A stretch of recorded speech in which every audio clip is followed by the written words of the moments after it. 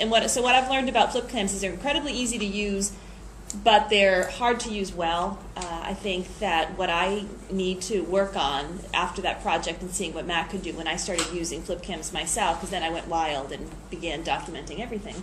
And when I had a speaker come, a consultant come from the National Collegiate Honor Society to speak with faculty in last May for faculty development. She was here for a day, and it was terrific. And so I used the FlipCam to document portions of her presentation so that I could share that with people who couldn't be there.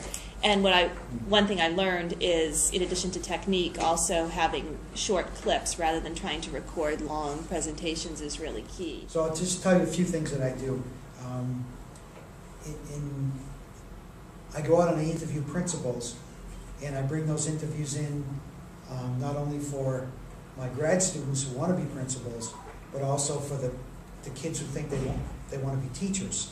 So and I learned that like a 10-minute interview is much better than 25 or 30. And so I can go out and interview some of my principal friends and have 10-minute segments. They can be talking about different things. And then we're timeless and we're not space-bound. They don't have to leave school, drive down from Bellows Falls, come into school. I can just take Steve Teller out of my pocket. Here he is on my flash drive. Plug it in, and he gets to appear 3 times without ever leaving school. Neat. So, and I'm going to do a couple of interviews with a couple of teachers over in Marlboro, and again, they don't have to leave their classroom, they don't have to leave their kids, they don't have to get a sub, and then it kind of builds the video library, so I can bring people into the classroom without having them there.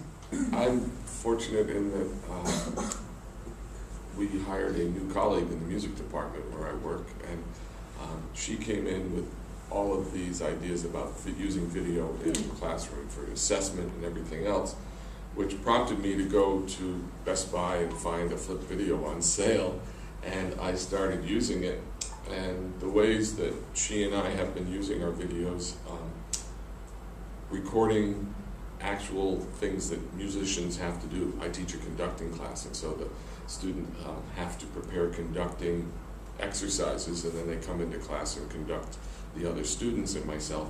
And it's wonderful to be able to video that and send that to them. We also use it in the field with our teaching candidates when they go out to student teach or when they go out to in their practicum settings, because it allows them to evaluate their work, but also then it allows them to bring the work back into the seminar and discuss it in front of the entire class. And if an issue arises or something, we get to be able to be, rather than just them telling us about it, we can all see it and say, oh, well, and see much better how to make comments on what's happening. There are a number of other things that we would like to do, or I can see could be used very easily. Our music students could use it to record practice sessions, because while you're in the heat of playing, you don't always know what you sound like.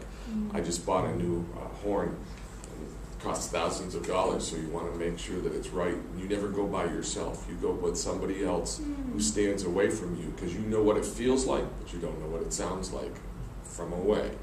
And so that was the idea of recording these things.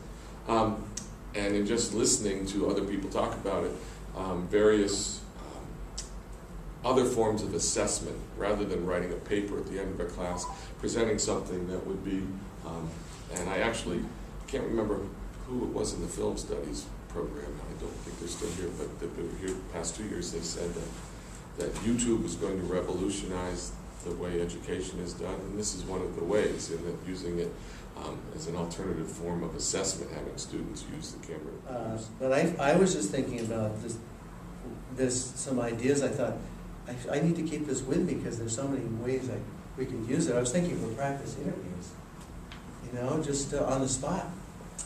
Or even like some of the students who are blind or maybe have a learning disability really should be meeting with faculty before the semester starts, so that we can And I think that even doing a little practice on that, on what, all kinds of things that various ways I think it could be used that were running through my mind.